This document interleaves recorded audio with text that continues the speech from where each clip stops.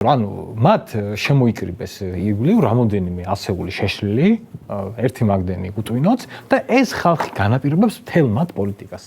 მათ უკვე აღარ შეუძლია. მე ვხვდები რომ ისინი არიან ტყვეობაში, ამ ხალხის ტყვეობაში არიან რა. იმიტომ ანუ რა იცი ხა აი მათ შორის მათი მომხრეებიდან უკვე ხანდახან მე განსაკუთრებით მიყვარს მათ შიდა ჯგუფებში რო ლაპარაკობენ ხოლმე თან ღია ჯგუფებში რო გონიათ რომ არავინ არ უსმენს რომ იქაც ამბობენ რომ რატო უკეტავთ რუსთაველს ანუ უკვე თქვენ წარმოვიდგინეთ ამ ხალხშიც არის ხო ახლა ბევრი მომავალ მე რომ ძალმს რომ რა სტრატეგიული მნიშვნელობა აქვს ამის და რას გვაძლევს მაგრამ უკვე ხვდებიან რომ იქ არის იქ უკვე არის ხალხი რომელსაც კამით კარიერა გაიკეთა ეს არის რაღაც ნობელის თეორია, ოლიგარქიის კინის კანონის წესია, რომ რაღაც კატეგორია ამ ოპოზიციაში რაღაც კატეგორია ჩამოყალიბდა პროფესიონალურ ტიპებად, რომლებიც აკეთებენ სიდებილეს.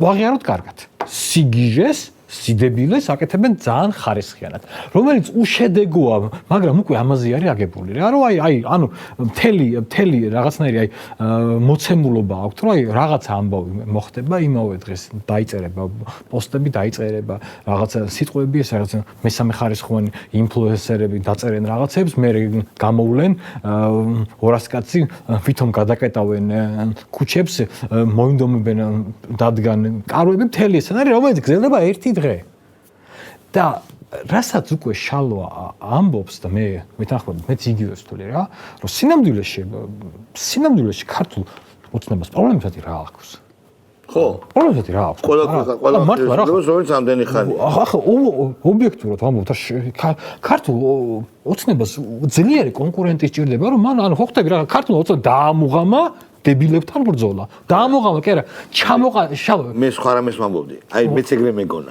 მაგრამ აქ არის რა დაამოღამა ქართულ მოწნევამ. კარგია რომ შენ ეს თქვი და რაში შეგეწინანიერებ. ქართულ მოწნევამ დებილებთან ბრძოლა კი დაამოღამა და არაფერ დასო. ქართულ მოწნევამ ყველაზე მაგარი რაც გაკეთა უდიდეს უცხოურ ჯარს და არმიას გაუწია. რაც ძალიან მაგარი დამსახურება.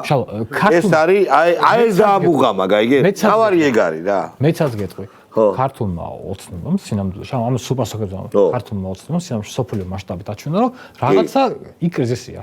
კი, აი მარტო კი არა მე გეთახმებ შენ რომ მაგის დამოღამებული ოცნებამ დაამოღამა დებილებთან ბრძოლა, მაგრამ ეს თითქოს რაღაცა არ არის საკმარისი. ეს არ იქნება სამართლიანი. სათავეზე გავიდა რა, ანუ ის ქართული ოცნებამ დაამოღამა რომ სად უნდა აი ეს არის ბიზინაინოშვილი და ქართული ოცნების ოსტატური ძალიან მაგარი გათვლა რა რომ ამათ კი არ უგებს კაცო აი იქ უგებს იქ და კიდევ ეგ არის ძალიან მაგარი კიდევ არის ერთი ძალიან მნიშვნელოვანი დეტალი ქართულმა ოცნებამ ამას მიაღწია კანონიერების და სიმართლის მეშვეობით. კი ბატონო, მართალია.